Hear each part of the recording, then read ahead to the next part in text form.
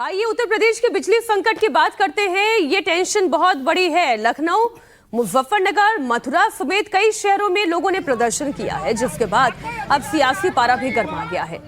Samajwadi party मुखिया अखिलेश यादव ने बिजली कट को लेकर हंगामा प्रदर्शन का एक वीडियो पोस्ट किया। योगी सरकार पर तंज कसते हुए लिखा कि बोया पेड़ बबूल का तो आम कहां से होए। इससे पहले योगी सरकार के कई विधायकों ने भी ऊर्जा मंत्री से लेकर बिजली विभाग के अधिकारियों तक बिजली कटौती के खिलाफ लेटर लिखा। बीजेपी विधायक अशोक कुमार बिजली विभाग के एसडीओ को फटकार लगाई। लखनऊ के सरोजनी नगर से बीजेपी विधायक राजेश्वर सिंह ने ऊर्जा मंत्री को चिट्ठी लिखी। बिजली संकट पर अपनी ही सरकार से स्थायी समाधान की मांग की। बिजली संकट को लेकर उत्तर प्रदेश के ऊर्जा मंत्री ए के शर्मा ने बताया कि प्रदेश में भीषण गर्मी के बीच बिजली की डिमांड में रिकॉर्ड बढ़ोतरी हुई है। 16 मई से 21 मई के बीच करीब 4500 मेगावाट बिजली की डिमांड बढ़ गई है। तो हंगामे की तस्वीर आपके सामने है और ये बड़ी समस्या इसलिए है क्योंकि नोएडा की भी मैं बात करूं तो कई सारी ऐसी सोसाइटीज हैं जहां पर बिजली कटौती की वजह से लोगों को परेशानी हुई है। ये जरा हंगामे की एक तस्वीर पहले आप देखिए। निकल लो लपक के।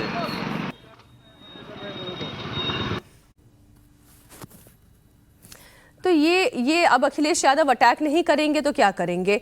और ऊर्जा मंत्री कर क्या रहे हैं? लेटर लिखने का काम। नहीं, देखिए, इसमें अखिलेश यादव हर समय गलत चीज़ नहीं करते हैं। ये बहुत ही सही उनकी भूमिका है। और एक और बात देखिए कि अभी बिजली की डिमांड बढ़ी है और उसके कारण से पावर कट जो है, एक तो है कि हाँ, इस तरह की घटनाएं होती हैं, पहली बार नहीं हो रही, लेकिन अभी प्रधानमंत्री ऑस्टेरिटी मेजर देखे गए। तो केवल साइकिल पे आने से और इससे सांकेतिक तौर पे आप क्यों उसको अमली जामा, जितने भी सरकारी विभाग हैं, जितने भी बड़े बड़े सरकार के मंत्रालय हैं, ऑफिस हैं, जितने भी हैं, उसमें आप लोड शेडिंग कीजिए ना, वहाँ पे 24 घंटे बिजली चलती रहे और सारा का सारा जो बिजली कट हाई डिमांड के कारण वो सिविलियन पे शिफ्ट कर दिया जाए। तो कहते हैं ना, you should lead by example, कि आप आगे जाके कीजिए। तो प्रधानमंत्री की जो अपील है उसमें हम लोगों ने कई संकेत, आपने भी दिखाया सब लोगों ने, कि भाई लोग आ रहे हैं, साइकिल से जा रहे हैं या अपने वो 2 लोग साथ में ट्रेवल कर रहे हैं। बिजली के उपयोग का भी करें। जब आपको पता है कि ये एक संकट है और ये संकट अभी जो वैश्विक संकट है उसके साथ जोड़ के देखें ऊर्जा की जो समस्या है, ऐसे में तो चाहिए था कि बीजेपी के जो ऊर्जा मंत्री हैं या बाकी मुख्यमंत्री हैं, तमाम सरकारी ये हैं, उनके तरफ से ये निर्देश जाता कि हम लोग बिल्कुल पावर का जो जुडिशियसली यूज कर रहे हैं इलेक्ट्रिसिटी का, वो बढ़ेगा, उसकी आपकी तैयारी होनी चाहिए थी। 16 तारीख को हुआ, उसके पहले से मौसम विभाग का अनुमान था और ये अभी चलेगा गर्मी का लू। आपकी तैयारी वहां कहां दिखती है? लेटर आप लिख रहे हैं। यही हर बार होता क्या, जब समस्या आती है तब आप अकाउंटेबिलिटी तय करना शुरू कर देते हैं, जनता का गुस्सा निकलेगा। तो ये दिखाता है कि ऊपर से जो लीडिंग बाय एग्जांपल की जो अपील थी कि आप सबसे ऊपर कीजिए, जनता भी मान जाती, जो डिमांड है उसमें थोड़ा कम हो जाता। और सही मुद्दे उठाते हैं तो फिर आपके साथ पत्रकार भी खड़े होते हैं और फिर ये जो आप इल्जाम लगाते हैं ना कि विपक्ष की कोई सुनता नहीं, विपक्ष अच्छे मुद्दे उठाए, अब कॉकरोच जैसे मुद्दे उठाएंगे तो नहीं सुनेंगे, बिजली का मुद्दा उठाएंगे तो क्यों नहीं सुनेंगे? सर, उत्तर प्रदेश की एक और खबर है, फिर अजीत जी मैं आपके पास आती हूँ। सियासी दलों ने अगले साल होने वाले विधानसभा चुनाव की तैयारी शुरू कर दी है। अखिलेश यादव ने कांग्रेस को एक बड़ा मैसेज दिया है जो ये संकेत देता है कि अखिलेश यादव अगर कांग्रेस से गठबंधन करते हैं तो सीटें अपने हिसाब से बांटेंगे। अखिलेश यादव ने साफ कहा है कि बात सीट की नहीं, जीत की है। समाजवादी पार्टी के पास गठबंधन का अनुभव है। सपा ने कभी किसी के साथ धोखा नहीं किया। दरअसल अखिलेश यादव ये चाहते हैं कि हर पार्टी को उसकी ताकत के हिसाब से सीट मिले, लेकिन कांग्रेस यूपी में कमजोर होने के बावजूद हमेशा ज्यादा सीट की डिमांड रखती है, जिसके चलते अब अखिलेश यादव ने क्लियर कट कह दिया है, जीत नहीं तो सीट नहीं। बिल्कुल, ये एक इस राजनीतिक बात पर पहले अभी जो कहा ना इन्होंने, सज्जन जी ने, कि सरकार को तैयारी करनी चाहिए थी बिजली, अकाउंटेबिलिटी। हाँ, तैयारी करनी चाहिए थी पहले से। ऐसा नहीं है कि गर्मी अचानक आ गई है। सबको पता है कि मई जून में, जुलाई अगस्त में गर्मी बहुत रहती है और पावर डिमांड बढ़ता है। आप दिल्ली में देखिए 7,000-8,000 मेगावाट की डिमांड होती है और अब 4500, इतना बड़ा प्रदेश है, आपको 4500 मेगावाट की डिमांड है। इसका मतलब यूसेज आज भी आपके यहाँ बहुत कम है और आप उस यूसेज को भी पूरा नहीं कर पा रहे हैं। और ऐसा नहीं कि देश में बिजली की कमी है, उत्पादन बहुत हो रहा है देश में, बिजली का उत्पादन पर्याप्त है। आपको पहले से पावर परचेज एग्रीमेंट्स करने चाहिए थे प्राइवेट प्लेयर्स के साथ, जो सरकारी एनटीपीसी के प्लांट्स हैं उनके साथ आपको पावर परचेज का एग्रीमेंट करना चाहिए, डिस्ट्रीब्यूशन का सिस्टम आपको ठीक करना चाहिए, लीकेज रोकना चाहिए।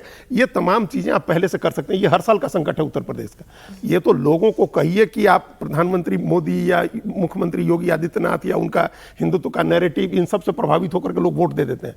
नहीं तो बिजली का जो संकट है उत्तर प्रदेश का, वो अपने आप में काफी नाराजगी जाहिर करने के लिए बिहार से खराब है। बहुत खराब समाजवादी स्थिति है। पार्टी की बिहार से सरकार खराब। जाने में एक बहुत बड़ा कारण बिजली भी रहा था, लेकिन अब सर ये अलायंस वाली बात, ये अलायंस की बात देखिए, अभी से कांग्रेस पार्टी को क्या, अभी आप लोकसभा चुनाव देखिए, कांग्रेस पार्टी को अखिलेश यादव ने 17 सीट दी और आप 6 जीते। आपके जीत का परसेंटेज 33 है। इसके अलावा 63 सीट लड़ी समाजवादी पार्टी और वो 37 जीती। उसके जीत का परसेंटेज 60% है। जी। मतलब वो 60% जीत रही है और उसी अलायंस में आप 33% जीत रहे हैं। आप सोचिए आपका क्या परफॉर्मेंस है, आपको क्या रिकॉर्ड है आपका। क्या बैगेज है ये 33% समाजवादी है पार्टी के लिए। लेकिन उस बैगेज के बावजूद वो एक निश्चित संख्या आपको देने के लिए तैयार है। आप 17 के हिसाब से एक लोकसभा की 5 सीटें बनती हैं तो 85 होती हैं। कांग्रेस ने अभी से 102 सीटों की मांग शुरू कर दी है कि हम 102 सीट लड़ेंगे। हम पहले 400 सीटों के लिए 2200 लोगों के नाम मंगा रहे हैं। हम सीटों को आइडेंटिफाई कर रहे हैं। ये जो लड़ाई, अभी हम लोग तो आगे इस पर चर्चा करते रहेंगे क्योंकि अभी ये चलेगी लड़ाई। इस लड़ाई का ये है कि सीटें, क्वालिटी सीट का मामला अंत में आकर के रुकेगा, क्वांटिटी की सीट का मामला नहीं होगा। कांग्रेस भी चाहेगी, उसको भी पता है कि 17 सीटें जो दी गई थी उसमें 6 ही जीते। तो अखिलेश यादव ने भी उस समय पकड़ा दी थी बहुत सारी सीटें ऐसी जो वो समाजवादी पार्टी नहीं जीत सकती है कि आप लड़ लीजिए। तो दोनों तरफ से ये जो पोजिशनिंग हो रही है वो क्वालिटी सीट के लिए हो रही है। नंबर ऑफ सीट से ज्यादा क्वालिटी सीट को लेकर के खींचतान होगी आगे। अब नीट यूजी पेपर लीक विवाद की बात कर ली। इससे लेकर एनटीए चेयरपर्सन और महानिदेशक संसदीय समिति के सामने जब वो पेश हुए तो एनटीए चेयरपर्सन प्रदीप कुमार जोशी और डायरेक्टर जनरल अभिषेक सिंह ने साफ कहा कि परीक्षा का पेपर उनकी एजेंसी के सिस्टम से लीक नहीं हुआ। अब विपक्षी सांसदों ने बार बार पूछा, अगर पेपर लीक नहीं हुआ तो फिर परीक्षा रद्द करके दोबारा करवाई क्यों गई? तो एनटीए अधिकारियों ने जवाब दिया कि कुछ गड़बड़ियों की शिकायतें आई थी और छात्रों का विश्वास बनाए रखने के लिए फैसला लिया गया। हिलेरियस, ऐसे कैसे जवाब दे सकते हैं? सोचिए, ये अधिकारी हैं। एनटीए अधिकारियों ने कहा कि आधिकारिक तौर पर लीक तभी माना जाएगा जब सीबीआई अपनी जांच पूरी करके इसे पेपर लीक करार दे दे। मेरा पूछने का मन कर रहा है, सज्जन जी, कहां से आते हैं ऐसे तेजस्वी लोग? वो स्टेटमेंट आपने सुना है, नो वन किल्ड जेसिका। हाँ, जेसिका लाल मर्डर में किसने मारा? अब सवाल है कि कौन से तत्व ज्ञान की बात कर रहे हैं। एक तो ये नहीं समझ में आता है कि हर जगह एक ब्यूरोक्रेट को ही हेड क्यों बनाया जाए। आपकी बहुत जगह एक्सपर्टीज हो सकती है। ये कैसी लैंग्वेज है? ब्यूरोक्रेट होने के बावजूद आप इस तरीके की बात कर रहे हैं? वो तो फाइल नोटिंग आती है ना कि अपने ऊपर रिस्पॉन्सिबल। छात्रों ने दिखाया है कि पेपर लीक हुआ है, शर्म की बात होनी चाहिए इनके लिए। अरे सर, मैंने दोनों लीक पेपर के साथ ओरिजिनल पेपर दोनों कंपेयर करके देखे, ना कॉमा, ना फुल स्टॉप, ना ऑप्शंस में कोई ऊपर नीचे। और सबसे पहले स्टूडेंट्स ने दिखाया कि ये पेपर लीक हुआ है। 60% जो आपके क्वेश्चंस, 60 क्वेश्चन जो है वो हूबहू आ रहे हैं। ऐसे में कह रहे हैं कि पेपर लीक नहीं हुआ है। नहीं, ये कह रहा है कि हमारे सिस्टम से नहीं लीक हुआ। अब आप बताइए, जो मनीषा मंधारे है और वो जो पीवी कुलकर्णी है, वो किसके सिस्टम का आदमी है? उसको क्वेश्चन सेट करने के लिए, या जो बार बार सज्जन जी ने 2 बार जिनके कहा ऊपर कि भगवान ट्रांसलेशन करने पांडुरंग के की लिए कृपा हो गई थी, वो कौन था? मराठी में। केमिस्ट्री के प्रोफेसर को मराठी में ट्रांसलेट करने का जिम्मा दिया किसके गया। सिस्टम का आदमी है भाई? जो आदमी क्वेश्चन सेट कर रहा है, मोटे गांवकर। हम मोटे गांवकर जो सर हैं, एम सर जो हैं, या हम उनकी बात, वो तो मान लीजिए कि कोचिंग वाले हैं। हम 2 लोगों की बात करें, पीवी कुलकर्णी और मनीषा मंधारे, ये तो आपके सिस्टम के लोग हैं ना, जिनको आपने तय किया कि ये क्वेश्चन पेपर सेट करेंगे और उनको गिरफ्तार किया गया है। और तब भी आप कह रहे हैं कि हमारे सिस्टम से लीक नहीं हुआ। तो इसका मतलब आप इन दोनों को क्लीन चिट दे रहे हैं कि इन दोनों ने नहीं लीक किया है। तभी पेपर लीक होते हैं। इसलिए पेपर लीक होते हैं क्योंकि कोई अकाउंटेबिलिटी नहीं है, सारे सबूत सामने आ रहे हैं। उसके बाद भी आप ये कह रहे हैं कि जब सीबीआई अपनी चार्जशीट दाखिल कर देगी तब हम ये मानेंगे कि ये पेपर लीक हुआ है। ये है एक्चुअली में भारत के दुश्मन। हाँ बताइए, और ये क्या फिर आप युवाओं का क्या आप भरोसा बनाने के लिए आपने क्या, आप युवा कैसे भरोसा करेंगे? वो देख रहा है कि क्वेश्चन लीक हुआ, आप कह रहे हैं क्वेश्चन ही नहीं लीक हुआ, और फिर ये भी कह रहे हैं कि उनका भरोसा बनाने के लिए हमने परीक्षा रद्द कर दी। तो ये तो मतलब आप निगेट करना है, अपनी भूमिका को आप एक्सेप्ट नहीं कर रहे हैं, अपनी रिस्पॉन्सिबिलिटी को आप एक्सेप्ट नहीं कर रहे हैं। पद में बैठे क्यों? छोड़ें पद को, आप पद को ही छोड़ दें। ये वही हाल है, सामने से दिखता है कि ये मंदिर था, आपको सारे अवशेष दिख रहे हैं, फिर भी सबूत मांगा जाता है कि मंदिर कैसा है। यहाँ पे ये दिख रहा है कि पेपर लीक हुआ है, छात्रों में दिख रहा है, हर किसी में दिख रहा है, ये बोल रहे हैं कि पेपर लीक नहीं हुआ है।